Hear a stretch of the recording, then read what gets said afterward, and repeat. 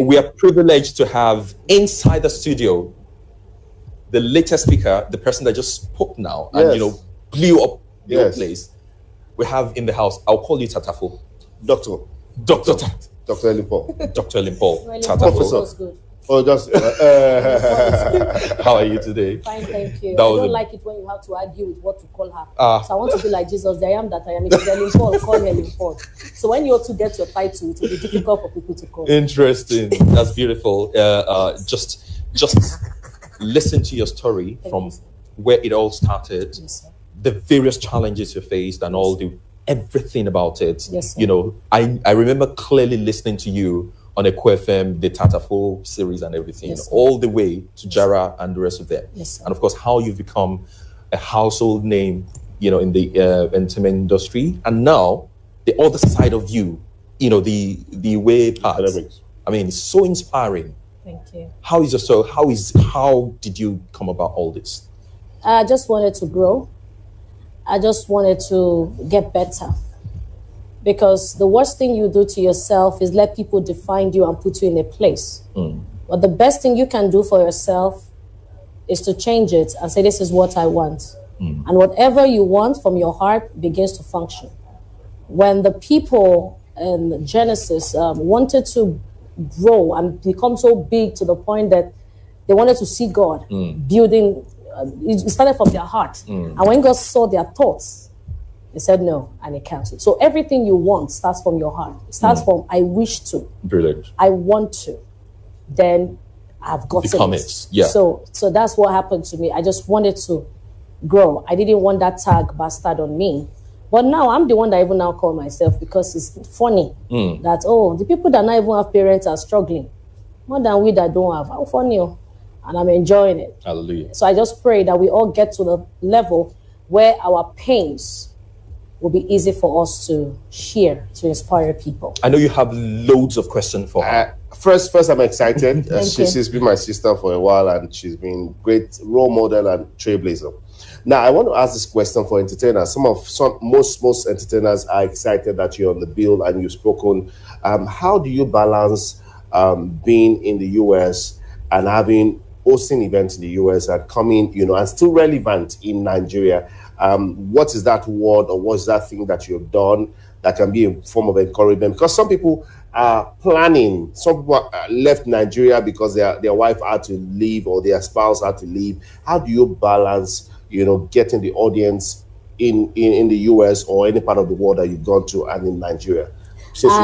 I'm so grateful to God that you're the one asking, because we're the same. You live in Canada and now you are here. So the world is a global space now. Yes. Our phones are available. WhatsApp functions everywhere. Emails functions everywhere. So then what kind of relationship do you have? Do you have the relationship that would tell people, don't worry, I will get that for you at $250? Or do you have a relationship that will say, Helen, there's a new deal and I've told them so amount, that you self will be shocked? So it depends on the relationship you have. So if, like I said, on the stage, but there was no time, so I had to rush. If you understand your circle, you'll be able to keep things going. Yeah. It's not just to have 350 contacts on your phone with no impact. So I am very good in identifying the major 10 people in my life that when they don't fall, I won't fall. And they don't have to be friends. They don't have to know each other, but you have them. Mentors, friends, colleagues who would make up their mind to say, we won't let you fall. Yeah. So it depends on the people you Beautiful. have. Like Daystar got your back, Sako. Each time they want to do something, Sako, they're still thinking of Sako even when you have also relocated. So when we're having the conference, they still have you on board to say you're presenting, not a group of people that will say, Sako has relocated and they close the door on the Sako. So it depends on your circle. Keep the right circle. Thank you. Keep the right circle and things will work. Circle from Sako, have this rhyme around it. Okay, so Shell, please, I know you have a question for a doctor, because I know she has to go back for question and answer. Shell, over to you. Thank you so much, Tyler. During your session, I picked on the fact that you are a strong choleric, a core choleric, but you have this sanguine approach to life. But I want to ask, judging from the background where you came from, with the negative environment, so to speak. For someone that is not as strong-willed as you were back then, how do you think it would be easy for them to navigate through that? And if you have something to tell them to walk through that process, what would you tell them? Someone that is probably melancholic or phlegmatic, introverted, keep to themselves, but they're in the middle. I know that placement is not a mistake. God does not place us anywhere by mistake. But how do they navigate that phase of their life to get through that? Oh, thank you very much. I love the word you used that I didn't use. That's misinterpretation, using my environment or my foundation as negative. My environment is not negative. It's contributed to my growth. So I didn't call it negative. I called it the process. So if you don't go through that process, how would you be able to face it when you are challenged or when you come with that problem? So my environment taught me to learn to keep short. Not everything I must say out. My environment taught me to see some things and is not necessarily address things. So the foundation also helped me to see that when you're gifted or when you're full with goodies, the world are ready to take it from you, consciously or unconsciously, and they are ready to come close. So if you're not close to me, how do you want to attack me? It's when you're very close to me that you can attack me. And the environment also made me know that for people who are close to you, you must also consciously train them to let them know what you want from what you don't want. So I wouldn't call it a negative environment. Like some people will say they grew up in Ikoyi, which is a tush environment. But to graduate masters with a 2-1 or 2-2 is difficult for them. So sometimes it's still determination of what I want to become. Now, your temperament being a phlegmatic, a choleric, a melancholy, it depends on the people, I will still say, that you have around you. Are they ready to help you grow? Anytime I go into my choleric nature, I discover that I lose people. But when I go through the sanguine techniques, my sanguine costume, it helps me. So people come close to me. And when they want to go further, then I begin to address what I like and what I don't like. Then if they want to stay, they stay. So it's a technique and style of leadership. So we shouldn't be restricted to a particular style.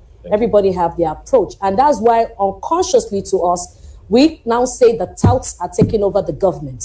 They are ready to go through the process. How ready are you to join them so you can switch things over? Switching things over. Duni is waiting for us in Southeast London. Duni, do you have any question for Yes, I do. I have a question for Ellen Paul. I'm actually excited to see her. But my question, like I had said before we started the conference this morning, would be if she can talk us through how she manages her time. She's a professor, she's an actress, she's a comedian, she hosts a radio show, and she's also a wife and her mom. So how does she do it?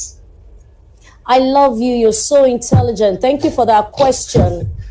Well, time management, because I am very concerned about my people around me, and that also helps me to keep time.